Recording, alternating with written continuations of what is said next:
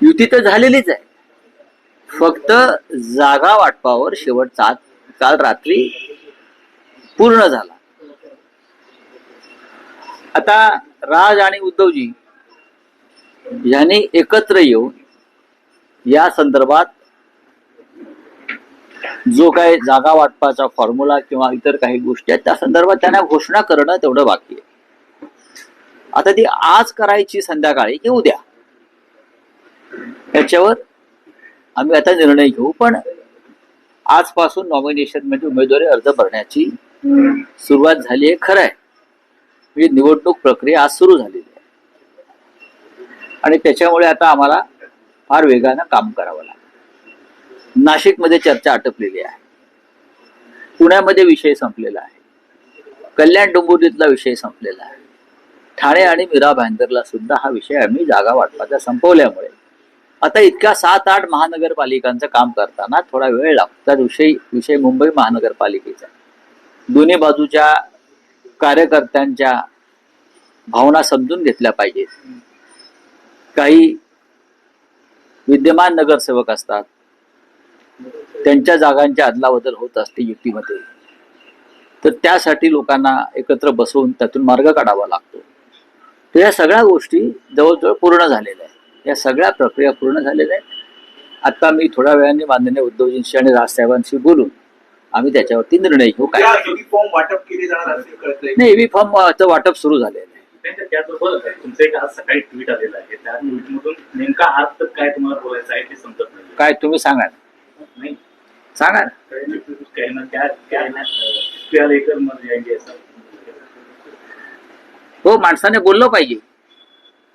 मग शेवटच्या टप्प्यात 2 चमचे पाणी भरताना अरे माझं हे बोलायचं राहून गेलं, ही राष्ट्रीय समस्या आहे. ज्या पद्धतीनं महाराष्ट्रातले निकाल लावण्यात आले, ज्या पद्धतीने बिहारचे निकाल लावण्यात आले, ज्या पद्धतीनं लोकशाहीचा गळा घोटला जातो, ज्या पद्धतीनं निवडणूक आयोगापासून सुप्रीम कोर्टापर्यंत सर्व संविधानिक संस्था या भारतीय जनता पक्षासारख्या नेत्यांच्या पायाखाली चिरडल्या जातात, त्याच्यावरती जर आता बोललो नाही तर नंतर उशीर झाला आणि बोलायचं राहून गेलं, अशा भावना मरताना येण्यापेक्षा जिवंतपणे आलेल्या बघा. आमच्यासारखे लोक जिवंतपणे लढत आहेत, कारण आम्ही मुर्दे नाही आहोत. आणि जिवंत माणसं 5 वर्ष वाट बघत नाहीत. हा देश मुर्द्यांचा नाही, जिवंत माणसांचा देश आहे. महाराष्ट्र जिवंत माणसांचं राष्ट्र आहे. रावसाहेब, आपण म्हणाल की आज संध्याकाळी किंवा कदाचित उद्या ठाकरे बंधूंच्या युतीची अधिकृत घोषणा होऊ शकेल किंवा तसं एक चिन्ह. युतीची घोषणा म्हणण्यापेक्षा जागा वाटपा संदर्भातली घोषणा युती झालेली आहे. युती झाली, पण त्यात असं म्हणतं अशी माहिती मिळते, राज ठाकरेंचं असं मत आहे की जोपर्यंत जागा वाटप पूर्ण होत नाही तोपर्यंत युतीची अधिकृत घोषणा का राजसाहेबांनी तुम्हाला अधिकृतपणे हे कळवलंय का? मला वाटतं नाही. राजसाहेबांनी असं काही केलेलं नाहीये. राजसाहेब आणि उद्धव साहेब आम्ही सगळे एकमेकांच्या संवादामध्ये आहोत आणि त्यांचं म्हणणं चुकीचं काय आहे? जर त्यांनी तशी भावना व्यक्त केली असेल तर चुकलं का? की जागा वाटप पूर्ण झाल्याशिवाय कुठली युती जाहीर होत नाही ना. मग शिंदेची आणि भाजपची युती काढली आहे जाहीर करण्याची. अजित पवार आणि भाजपमध्ये अद्याप युती का डिक्लेअर झाली नाही? आमच्यामध्ये ही सगळ्या प्रक्रिया पूर्ण झालेल्या आहेत, एवढंच मी सांगू शकतो. त्यात माहीम, शिवडी, विक्रोळी, भांडूप असे जे मराठी भाषिक बहुल तुमच्याकडे चुकीची माहिती आहे. त्यात जागा वाटप आम्ही दोन्ही पक्ष एकत्र आहोत आणि मनापासून एकत्र आहोत. जागा वाटपा संदर्भात कुठेही ताणतणाव, रस्सीखेच नाही. भांडूप किंवा इतर जे तुम्ही भाग म्हणताय ते त्यांना गेले काय किंवा आमच्याकडे आले काय, ते शेवटी युतीमध्येच राहणार आहेत. या भावनेतून आम्ही काम करतो आहोत. त्याच्यामुळे कोणी एखाद्या जागेसाठी अडून बसलाय असं कुठेही आमच्या 2 पक्षामध्ये घडत नाही. या चुकीच्या बातम्या तुमच्यापर्यंत जे देत आहेत हा त्यांना माझा संदेश आहे. मागणी का नसावी?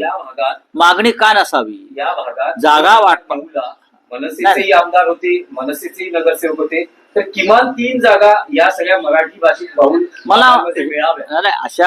अशा पुढ्या कोण सोडतं मला माहित नाही. जागा वाटप अत्यंत फेअर पद्धतीने सुरू झालं आणि त्याच पद्धतीने ते संपलं. अनेक जागांवरती दोन्ही पक्षांचा कार्यकर्त्यांचा अधिकार असतो. एखादी जागा मनसेने मागितली असेल की आम्हाला द्या, त्यात चुकलं काहीच नाही, किंवा आमच्या लोकांनी हक्क सांगितला असेल तर काहीच. आमच्या 84 जागा निवडून आल्या होत्या, त्यानंतर 100च्या वर जाऊन पोचल्यावरती सगळ्यात जास्त अडचणी जागा वाटपात मोठ्या पक्षाला येत असतात. लक्षात घ्या, सगळ्यात जास्त अडचण भारतीय जनता पक्षाची होणार आहे जागा देताना. पण आमच्यामध्ये आणि मनसेमध्ये असा जागा वाटपावरून कोणताही विसंवाद नाही. जागा तुमच्याकडे राहिली काय, जागा आमच्याकडे राहिली काय, ती मराठी माणसाच्या युतीतून जिंकून येणं महत्वाचं आहे. पण कार्यकर्ते संभ्रमात आहेत, कार्यकर्ते संभ्रमात आहेत. 2018 एवढं उदार धोरण जर दोन्ही भावांनी स्वीकारलं असेल तर अर्ज भरण्याचा आज पहिला दिवस त्यात काय? असताना अजूनही युतीची अधिकृत घोषणा कशा करता आपण? जाहीर केलं जात नाही. ज्या दिवशी वरळीच्या डोममध्ये 2 भाऊ एकत्र आले तेव्हाच युतीची घोषणा झाली. तुम्हाला चिंता कशा करता पाहिजे की आता का घोषणा नाही, उद्या का घोषणा नाही? करू ना, आम्ही ठरवू आणि तुम्हाला सांगू. तुम्हाला पाहिजे त्या तारखेला आम्ही करणार नाही. तुमचा अजेंडा मीडियाचा राबवणार नाही. आमचं जे शेड्यूल ठरलेलं आहे त्यानुसार आम्ही करणार. कार्यकर्ते म्हणतात 2017ची पुनरावृत्ती होणे अगदी शेवटच्या घटकापर्यंत होणार नाही. असं कार्यकर्ते काही म्हणत नाही. कार्यकर्त्यांशी आमचा संवाद आहे, सगळ्यांशी. कार्यकर्त्यांच्या मनामध्ये ह्या वेळेला कोणताही संभ्रम नाही. त्यावेळेला जी काय तुम्ही म्हणताय तेव्हा चर्चा सुरू झालेली नव्हती, तेव्हा सगळे हवेतले हवाबाण हरडे बाण होते. आता रिसर चर्चा, बैठका, जागा वाटप पूर्ण झालेलं असल्यावरती कार्यकर्त्यांनाही माहिती आहे कुठे काय चाललंय हे आपापल्या भागात. त्याच्यामुळे तुम्ही कार्यकर्त्यांची चिंता इतरांनी करू नये. राजकीय पक्षांना आपले गेलेले आहेत ते जर परत येत असतील तर त्यांना दरवाजा उघडा असणार का? कशा करता? कारण प्रत्येकाला तिथे सीट मिळेल असं दिसत नाहीये. आमचं जागा वाटप आणि तिकीट वाटप पूर्ण झालेलं आहे आणि निष्ठावान कार्यकर्त्यांचं उमेदवारी कापून गद्दारांना त्या जागा द्याव्यात एवढी वाईट वेळ शिवसेनेवर आलेली नाही. सर्व राजकीय पक्षांना भीती आहे की बंडखोरी होऊ शकते. त्यामुळे सगळ्याच राजकीय पक्षांनी हे धोरण स्वीकारलंय का की जागा वाटप किंवा अधिकृत घोषणा ही करण्यास थोडा विलंब करावा? मला असं वाटत नाही. शिवसेना युबीटी मध्ये बंड होणार नाही. बघा, बंड कुठे होत नाही, बंड कुठे होत नाही. पण या वेळेला शिवसेना आणि मनसे युतीमध्ये अशा प्रकारचं काही घडेल असं मला वाटत नाही. शरद पवार सोबत असतील. शरद पवार साहेबांच्या पक्षाशी जयंतराव पाटील चर्चेमध्ये आहेत. ते आमच्या जी जागा वाटपातली आमची जी टीम आहे, स्वतः उद्धव ठाकरे साहेबांशी जयंत पाटील चर्चा करतात. काँग्रेस हा विषय बंद झालेला आहे.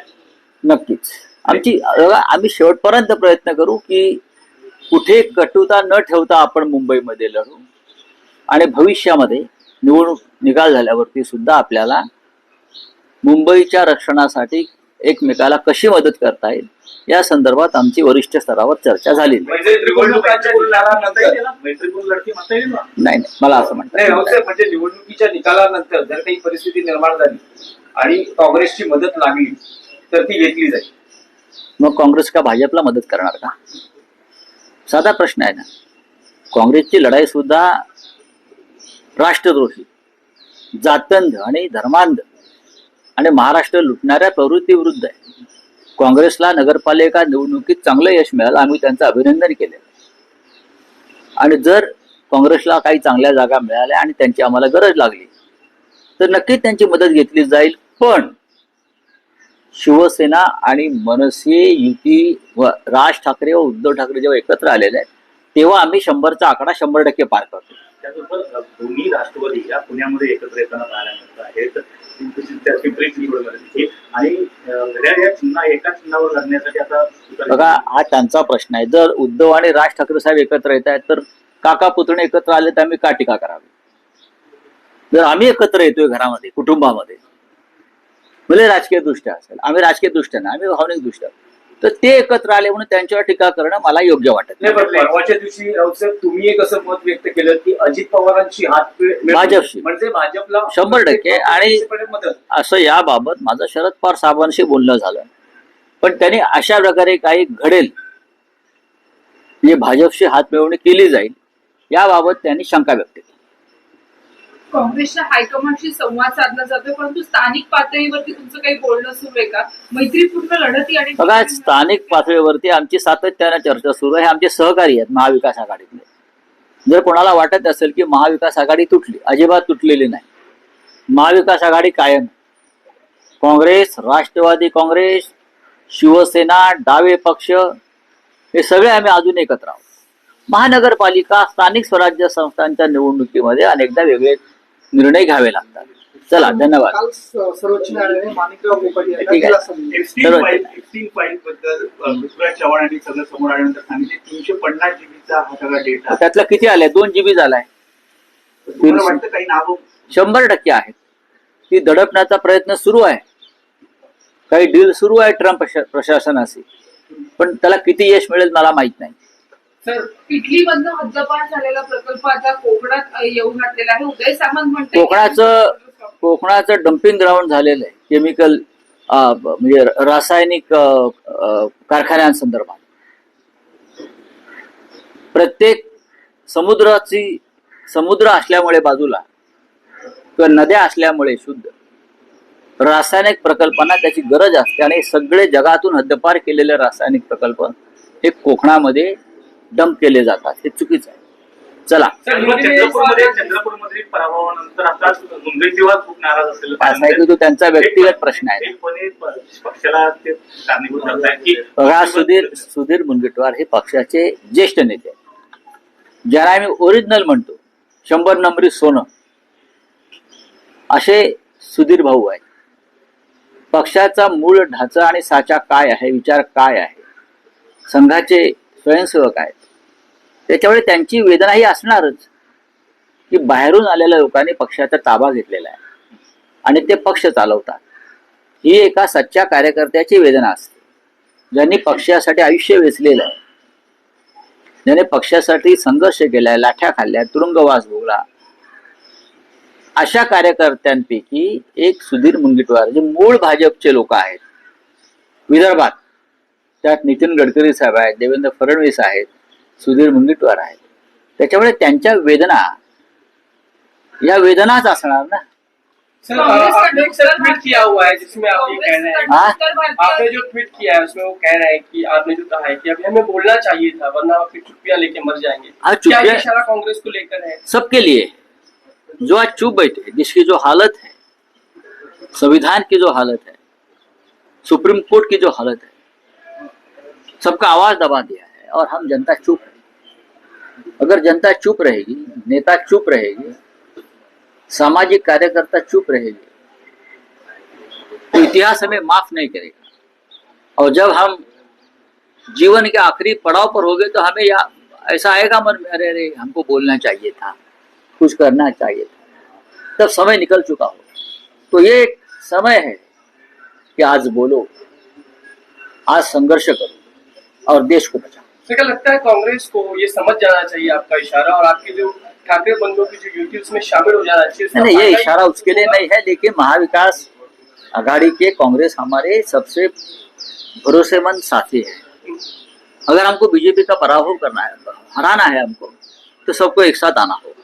सर, राष्ट्रवादी कांग्रेस से आपकी चर्चा चल रही है, आप कितनी सीट? देखिए, जयंतराव पाटिल, शशिकांत शिंदे जी और खुद शरद पवार जी इस बारे में चर्चा कर रहे हैं, और मुझे लगता है एनसीपी के साथ हमारा भी गठबंधन हो सर, जाएगा. आप अपनी युति कब तक जाएगा? सबको कभी भी हो सकती है, सीट शेयरिंग को लेकर कभी भी हो सकती है. चल रहा है, उसके मामले में। आज शाम को भी हो सकती है, कल सुबह भी हो सकती है. Sir, thank you. अरावली को लेकर सर